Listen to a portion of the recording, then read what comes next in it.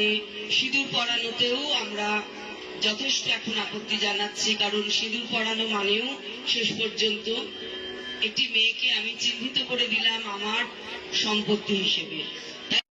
বিয়ে নিয়ে এই প্রজন্মের কিছু সংখ্যক মানুষের মধ্যে ভীষণ রকম হিপোক্রেসি রয়েছে, অর্থাৎ তারা বাঙালি মতে বিয়ে করবে কিন্তু সিঁদুর দানে বিশ্বাসী নয়, তারা সাত পাকে ঘুরতে চায় না, তারা যজ্ঞ করতে চায় না, আরও অনেক কিছু নিয়মবিধি রয়েছে। সামনের ভিডিওটা আপনাদের উদ্দেশ্যেই আমার দেওয়া, যে আপনারা দেখে বুঝতে পারবেন যে সিঁদুর পরলে নাকি বরের সম্পত্তি হয়ে যায় একজন মেয়ে।